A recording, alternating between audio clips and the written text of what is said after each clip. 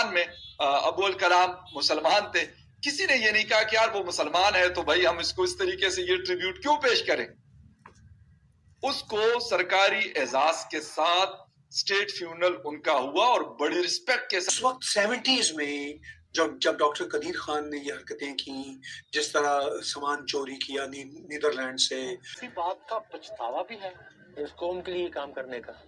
آج وہ یہ ہوتا ہے کبھی کبھی آدمی سوچتا ہے نا کہ کوئی اور کام کرتا، تعلیم کی طرف دھیان دیتا بجائے یہ کام کرنے کے نا، ایجوکیشن کی طرف پروفیسر بن جاتا. میرے پاس بہت پیشکشیں تھیں، لیکن ایک دم یہ جب ہندوستان نے دھماکے کیا تو 74 کا، تو پھر میں نے دیکھا کہ پاکستان کا جو وجود ہے خطرے میں پڑ گیا ہے، اس لیے وہ کام چھوڑ کے ادھر آ گیا. پرابلم تھی جو اس کو فیس کرنی پڑی وہ تھی ریشل ڈسکریمنیشن.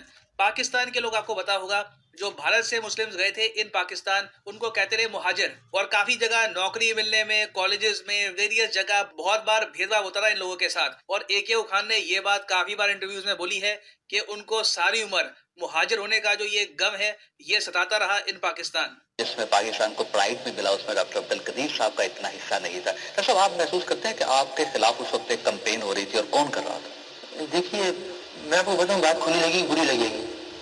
میں مہاجر تھا، میں نہ ایتھیشین تھا، نہ میں راوین تھا، نہ میں جاٹ تھا، نہ یہ تھا نہ وہ تھا.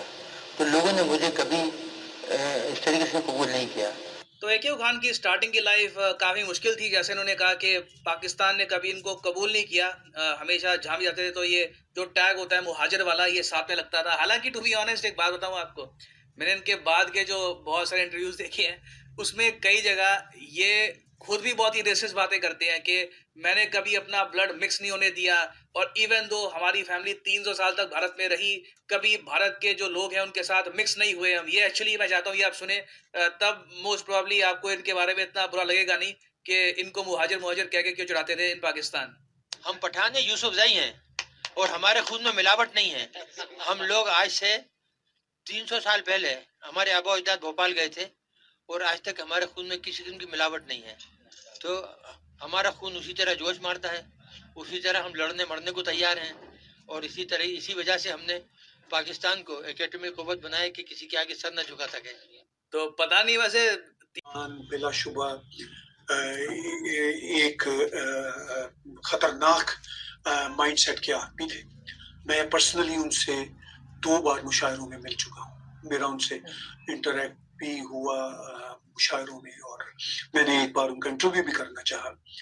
تو مجھے تبھی اندازہ ہوا کہ وہ انٹلیکچولی کوئی ساؤنڈ آدمی نہیں تھے. وہ ایک بہت ہی سطحی شاعر تھے، قومی ہیرو کا ان کو تھا. وہ زمانے دیکھیے بہت مختلف تھے 70s میں، جب وہ نیدرلینڈ میں کام کرتے تھے. نہ تو دنیا میں اس وقت انٹرنیٹ ہوتا تھا، نہ دنیا میں اس طرح کوئی مطلب لوگوں کی نقل و حرکت کو قابو کرنے کا ایزی نظام ہوتا تھا. آج تو جس کے پاس آئی فون ہے، اینڈرائڈ فون ہے، وہ دنیا کی ایجنسی اس کو ٹریس کرنا چاہے کوئی بھی تو 1 سیکنڈ میں ٹریس کر سکتی ہے کہ اس نے کریڈٹ کارڈ پہ کیا خرچ کیا، کہاں گیا، کیا ہوا، اسلام میں کہاں بیٹھا ہوا. ہم سب کا جو اس وقت اسمارٹ فون ہے وہ GPS ہے. انفیکٹ اس وقت 70s میں جب ڈاکٹر قدیر خان نے یہ حرکتیں کی، جس طرح سامان چوری کیا نیدرلینڈ سے، جس طرح ایٹم بم بنایا، ظاہر ہے وہ اکیلے بنانے والے نہیں تھے، وہ تو فرنٹ پہ تھے، بنانے والے تو بہت سارے اور لوگ تھے.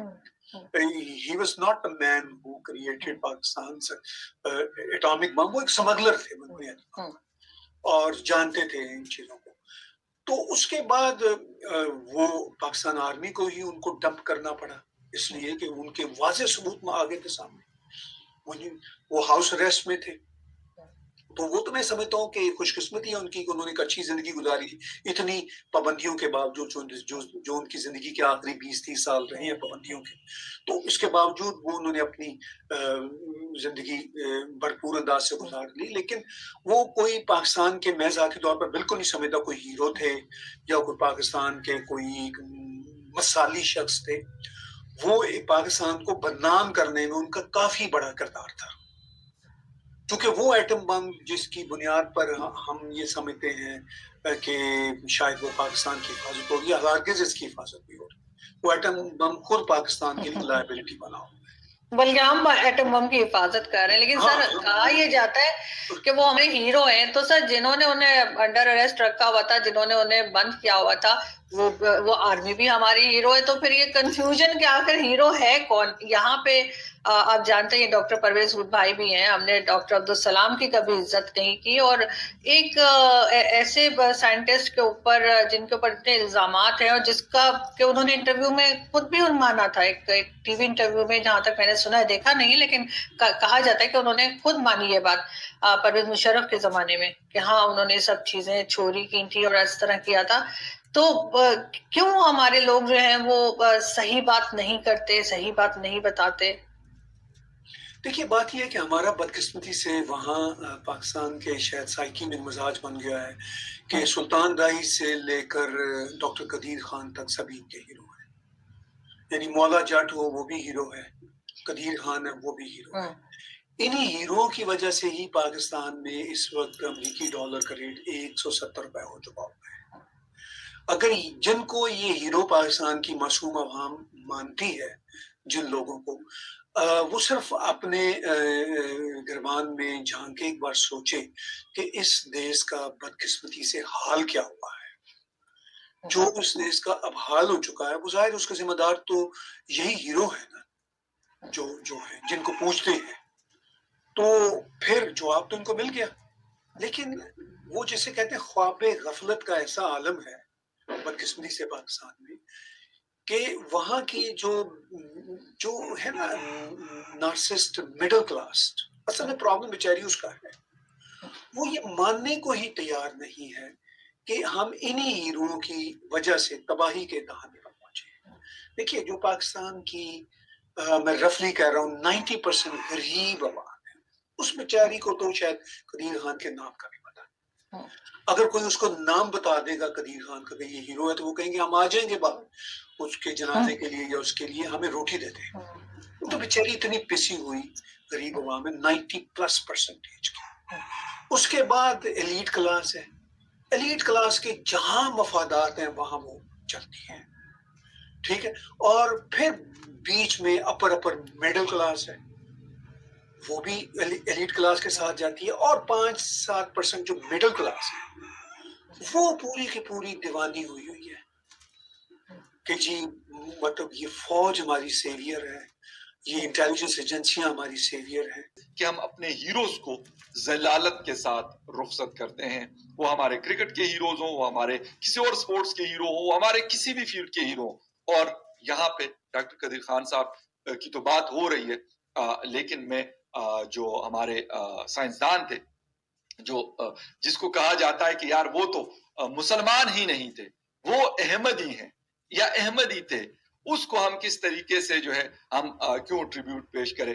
तो जब हम इस तरीके से रवैये रखते हैं कि हम रिलीजन के साथ तोलते हैं एक बंदे के कारनामे कि यार वो साइंटिस्ट है, उसके रिलीजन से हमें क्या लेना देना। बहुत सारे दुनिया में मतलब जो हमारे ज्यूस कम्युनिटी से रिलेटेड लोग हैं, रिसर्च में शायद वो सबसे आगे हैं, और बहुत सारी चीजें मतलब for the betterment of the humanity, बहुत सारी वैक्सीन्स हैं, बहुत सारी मेडिसिन हैं, बहुत सारी चीजें जो वो लोग बनाते हैं और हम एज ए मुस्लिम उसको इस्तेमाल करते हैं। वहां पे हमारी ये चीज कहाँ मतलब होती है कि हम ये नहीं कहते कि भाई ये तो फ्ला जो है इजराइल के फ्ला बंदे ने, साइंटिस्ट ने ये चीज बनाई है, या अमेरिका के फ्ला साइंटिस्ट थे जिसका रिलीजन जो है वो जीविज्म को फॉलो करता था, तो हम क्यों इस्तेमाल करते हैं। वहां पे फिर हम ये चीज नहीं देखते। लेकिन मेरे मुल्क के अंदर अगर इस तरीके से कोई है तो मैं उसको रिलीजन के साथ तोलता हूँ, अफसोस के साथ कि हिंदुस्तान में अबुल कलाम मुसलमान थे। किसी ने ये नहीं कहा कि यार वो मुसलमान है तो भाई हम इसको इस तरीके से ये ट्रिब्यूट क्यों पेश करें। उसको सरकारी एजाज के साथ स्टेट फ्यूनरल उनका हुआ और बड़ी रिस्पेक्ट के साथ उनको जिसे कहते हैं कि रुखसत किया गया दुनिया से। तो ये वाली चीजें आप जब हम ये बात करते हैं तो आपको तकलीफ होती है कि देखिए यार दुश्मन की जुबान बोल रहा है। अब यार अगर वो चीजें, वो जिसको हम दुश्मन या आप दुश्मन हमारे दिमागों में, हमारे किताबों में आप हमें पढ़ाते हैं, अगर वो अच्छी चीज करेगा तो मैं क्यों नहीं उसको बताऊंगा, मैं क्यों उसकी बात नहीं करूंगा, मैं क्यों नहीं कहूंगा कि यार आपने इस तरीके से जलील किया और उसने इस तरीके से रिस्पेक्ट दी। तो ये बात بے شک آپ کو نہیں اچھی لگتی تو نہ لگے، لیکن جہاں پہ رسپیکٹ دی جائے گی وداؤٹ ریلیجن، کیونکہ وہاں پہ تو ہندو میجورٹی میں ہے، تو ہونا تو یہ چاہیے کہ کہے بھائی ہم تو یہ نہیں کہیں گے آپ نے ہندوستان کا فلیگ جو ہے ہماری میجورٹی ہے بھائی ہم نہیں دیں گے، یہ تو ایک مسلم تھا ہم اس طریقے سے نہیں وہ کریں گے، تو وہ نہیں ہو سکتا تھا، بالکل نہیں ہو سکتا، لیکن نہیں ہوا۔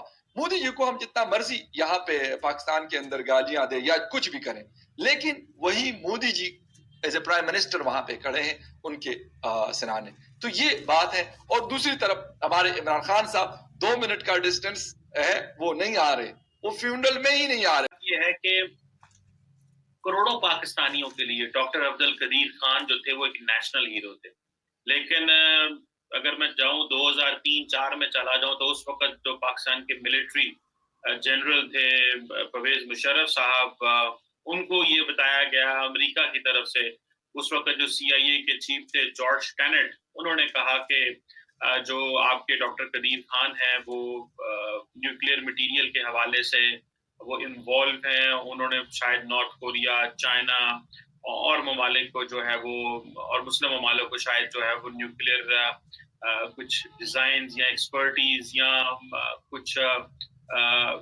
جو فیسلٹیز جو ہے وہ پرووائڈ کی ہیں، اور نارتھ کوریا کے حوالے سے یہ کہا گیا جی کہ آپ نے وہاں سے میزائل بیلسٹک میزائل ٹیکنالوجی لی ہے اور ان ریٹرن یورینیم انرچمنٹ جو ہے وہ آپ نے مثال کے طور پہ نارتھ کوریا کو یہ فیسلٹیز دی گئی ہیں۔ تو جنرل مشرف اس وقت جنرل مشرف نے ویسے یہ اپنی کتاب میں بھی لکھا تھا کہ یہ میرے لیے بڑی امبیرسمنٹ تھی جب ہمیں بتایا گیا۔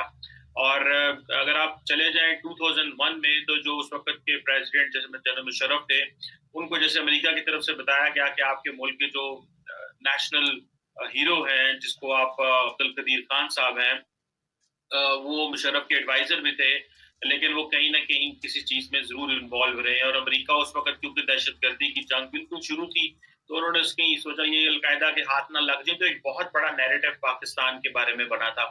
وہ کہ عبد القدیر خان کی پاکستان کے لیے بڑی خدمات ہیں، اس میں کوئی شک نہیں ہے، لیکن میں نے ایک چھوٹا سا ساؤنڈ بائٹ دیکھا ہے جس میں میں آپ کے لیے لے کے آیا ہوں، جس میں وہ ایک صحافی کو انٹرویو دے رہے ہیں اور وہ کہہ رہے ہیں کہ مجھے ریگریٹ یہ ہے کہ میں نے پاکستان کی خدمت کی، کیونکہ پاکستان نے ان کے ساتھ وہ نہیں کیا، وہ عزت نہیں دی جو دینی چاہیے تھی۔